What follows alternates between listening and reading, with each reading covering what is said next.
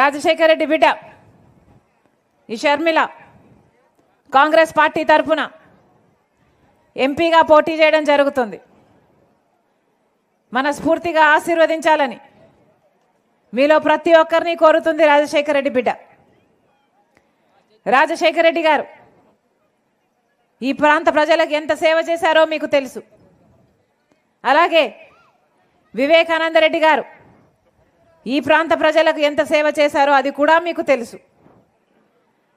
రాజశేఖర రెడ్డి గారు ముఖ్యమంత్రిగా 2 సార్లు గెలిచి అద్భుతమైన పథకాలకు రూపకల్పన చేసి ఎన్నో ఫీజు రీయింబర్స్మెంట్, ఆరోగ్యశ్రీ, రుణమాఫీ, ఇందిరమ్మ ఇల్లు ఇలాంటి ఎన్నో అద్భుతమైన పథకాలు చేశాడు రాజశేఖర రెడ్డి గారు. అవన్నీ రాజశేఖర రెడ్డి గారు చేయగలిగాడు అంటే దానికి కారణం ఇక్కడ తన తమ్ముడు కడప జిల్లా వ్యవహారాలన్నీ అంత చక్కగా చూసుకున్నాడు కాబట్టి. రామునికి లక్ష్మణుడు ఎలాగో రాజశేఖర రెడ్డి గారికి వివేకానంద రెడ్డి గారు అలాగా. మీ అందరికీ తెలుసు, వివేకానంద రెడ్డి గారి దగ్గరికి ఎవరైనా సార్ మాకు ఈ పని ఉంది అని అడిగితే వివేకానంద రెడ్డి గారు వాళ్ళని తన బండిలోనే కూర్చోబెట్టుకొని ఆఫీసర్ వరకు తీసుకువెళ్ళి ఆ కలెక్టర్తోనో ఆఫీసర్తో మాట్లాడి అక్కడికక్కడే సమస్యలు పరిష్కరించేవాడు. అంత అందుబాటులో ఉండే నాయకుడు వివేకానంద రెడ్డి గారు, మీ అందరికీ తెలుసు. కానీ వివేకానంద రెడ్డి గారు చనిపోయి 5 సంవత్సరాలైంది. చనిపోలేదు, చంపేశారు, హత్య చేయబడ్డాడు. గొడ్డలితో 7 సార్లు నరికి ఘోరంగా క్రూరంగా గొడ్డలితో నరికి చంపితే ఆ రోజు ఆయన తల మీదున్న ఎముకలు కూడా కనిపించాయి, మెదడు కూడా బయటికి వచ్చింది. అంత ఘోరంగా క్రూరంగా చంపారు. ఆ రోజు తెలియదు మాకు చంపింది ఎవరు అని.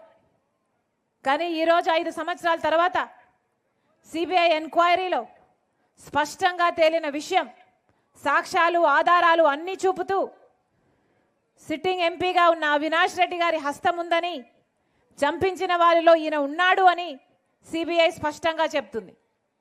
మేము చెప్పటం లేదు, సిబిఐ చెప్తుంది. గూగుల్ టేక్అవుట్ మ్యాప్స్లో చంపిన వాళ్ళు అవినాష్ రెడ్డి గారు అంతకు ముందు రోజు ఒకే లొకేషన్లో ఉన్నారు, అంతకు ముందు రోజు కలుసుకున్నారు, ఆ రోజు కలుసుకున్నారు అని సిబిఐ చెప్తుంది, సాక్ష్యాలు చూపిస్తుంది.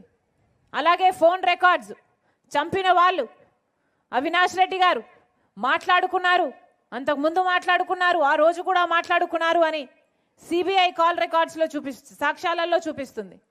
అలాగే 40 కోట్ల కోసం డీలు మాట్లాడుకున్నారు, అందులో అడ్వాన్స్ కూడా ఇచ్చారు, అడ్వాన్స్ కూడా ముట్టజెప్పారు అని అవినాష్ రెడ్డి గారి తిక్కు అన్ని వేలులు చూపిస్తున్నాయి.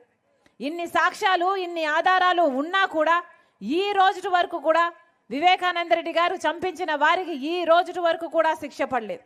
చంపిన వారికైనా చంపించిన వారికైనా. ఎందుకు అని అడుగుతున్నాం.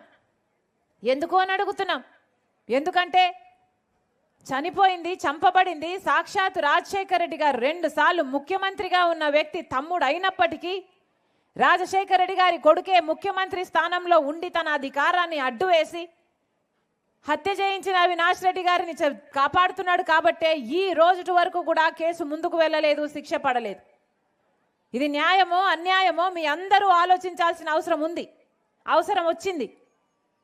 కర్నూలులో సిబిఐ అవినాష్ రెడ్డి గారిని అరెస్ట్ చేయడానికి పోతే 3 రోజులు కర్ఫ్యూ వాతావరణం సృష్టించి భయభ్రాంతులకు సృష్టించి పోలీసులంతా మూకలను పెట్టి వాళ్ళ గుండాలనంతా పెట్టి అవినాష్ రెడ్డిని అరెస్ట్ కాకుండా అడ్డం పడ్డాడు ముఖ్యమంత్రి జగన్మోహన్ రెడ్డి గారు. అక్యూజ్డ్గా సిబిఐ చెప్తున్న వ్యక్తిని కాపాడాల్సిన అవసరం ఏముంది జగన్మోహన్ రెడ్డి గారికి అని అడుగుతున్నాం. ఇలాంటివి జగన్మోహన్ రెడ్డి గారు సమాధానం చెప్పాల్సిన విషయాలు ఎన్నో ఉన్నాయి. అంత ఘోరంగా క్రూరంగా ఆయనను చంపేస్తే ఇల్లంతా రక్తమైతే ఆ రోజు సాక్షి ఛానల్లో చెప్పింది వివేకానంద రెడ్డి గారు హార్ట్ అటాక్తో చనిపోయారు అని. మరి అలా ఎందుకు చెప్పిందో జగన్మోహన్ రెడ్డి గారు ఇంతవరకు నోరు విప్పలేదు. ఇంతవరకు జగన్మోహన్ రెడ్డి గారు సమాధానం చెప్పలేదు. వివేకానంద రెడ్డి గారు చనిపోయినప్పుడు సిబిఐ ఎంక్వైరీ కోరిన వ్యక్తి అదే జగన్మోహన్ రెడ్డి గారు ముఖ్యమంత్రి అయిన తర్వాత సిబిఐ ఎంక్వైరీ వద్దు అని ఎందుకన్నాడో జగన్మోహన్ రెడ్డి గారు ఈ రోజు వరకు సమాధానం చెప్పలేదు. దాచుకోవడానికి ఏమీ లేకపోతే, భయపడడానికి ఏమీ లేకపోతే సిబిఐ ఎంక్వైరీ చేసుకుంటే, ఇంకొక ఎంక్వైరీ చేసుకుంటే మీరు ఎందుకు భయపడుతున్నారు? ఎందుకు కాపాడాలని చూస్తున్నారు? 5 సంవత్సరాలుగా ఒక హత్య చేశాడు అని తెలిసిన వ్యక్తిని జగన్మోహన్ రెడ్డి గారి కాపాడడం ఒక ఎత్తు అయితే, ఈరోజు మళ్ళీ అదే వ్యక్తికి మళ్ళీ ఎంపీ టికెట్ ఇవ్వడము ఎంత సబబు అని అడుగుతున్నాం. అంటే హత్య చేసిన వాళ్ళే మళ్ళీ పదవుల్లో ఉండాలి, అధికారాన్ని తప్పించుకోవడానికి వాడుకోవాలి, మళ్ళీ హత్య చేయించిన వాళ్ళే చట్టసభలకు వెళ్ళాలా? ఇదేనా న్యాయం? ఇదేనా ధర్మం? ఇది ప్రశ్నించడానికే రాజశేఖర రెడ్డి బిడ్డ ఈరోజు పోటీకి నిలబడింది. నేను రాజశేఖర రెడ్డి బిడ్డను. జగన్మోహన్ రెడ్డి గారి కోసం ఒకప్పుడు అవసరం ఉంది కాబట్టి 3200 కిలోమీటర్లు పాదయాత్ర చేసిన చెల్లెల్ని నేను. కానీ ఈరోజు అన్యాయం జరుగుతుంది కాబట్టి ఇది సహించలేక ఈరోజు అన్నకే ఎదురుగా పోటీగా నిలబడింది రాజశేఖర రెడ్డి బిడ్డ. నేను రాజశేఖర రెడ్డి బిడ్డను. పులి కడుపున పులే పుడుతుంది. దేనికి భయపడేది కాదు రాజశేఖర రెడ్డి బిడ్డ. అలాగని అన్యాయం జరుగుతుంటే సహిస్తూ నిలబడి చూసేది కూడా కాదు రాజశేఖర రెడ్డి బిడ్డ. ఇక్కడ అన్యాయం జరుగుతుంది కాబట్టే రాజశేఖర రెడ్డి బిడ్డ పోటీకి నిలబడింది. ఈరోజు ఒకవైపు రాజశేఖర రెడ్డి బిడ్డ నిలబడింది, ఇంకోవైపు రాజశేఖర రెడ్డి గారి తమ్ముడిని హత్య చేయించారు అని సిబిఐ చెప్తున్న అవినాష్ రెడ్డి గారు ఇంకోవైపు నిలబడ్డారు. మీకు ఎంపీగా రాజశేఖర రెడ్డి బిడ్డ కావాలో, లేకపోతే రాజశేఖర రెడ్డి గారి తమ్ముడిని హత్య చేయించిన అవినాష్ రెడ్డి గారు ఎంపీగా కావాలో మీరు తేల్చుకోవాల్సిన సమయం వచ్చింది. ఒకవైపు నేను నిలబడ్డా, ఒకవైపు అవినాష్ రెడ్డి నిలబడ్డాడు.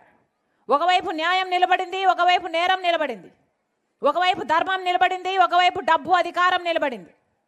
మీరు ఏ వైపో మీరు తీర్పు చెప్పాల్సిన సమయం వచ్చింది. రాజశేఖర రెడ్డి బిడ్డ, వివేకానంద రెడ్డి బిడ్డ న్యాయం కోసం కొంగు చాచి మీ దగ్గర న్యాయం అడగడానికి వచ్చారు. వివేకానంద రెడ్డి బిడ్డ ఈ రోజు వరకు కూడా కోట్ల చుట్టూ తిరుగుతూనే ఉంది. ప్రతి మెట్టు ప్రతి తలుపు తడుతూనే ఉంది. ఈ రోజు వరకు న్యాయం జరగలేదు.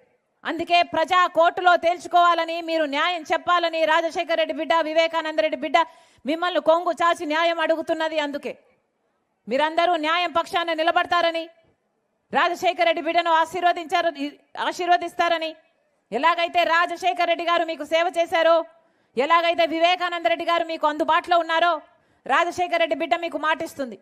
నన్ను ఎంపీగా గెలిపించండి, రాజశేఖర రెడ్డి బిడ్డను ఎంపీగా గెలిపించండి. ఈ రాజశేఖర రెడ్డి బిడ్డ మీ బిడ్డ అవుతుంది. ఈ రాజశేఖర రెడ్డి బిడ్డ మీ బలం అవుతుంది. ఈ రాజశేఖర రెడ్డి బిడ్డ మీ గొంతు అవుతుంది.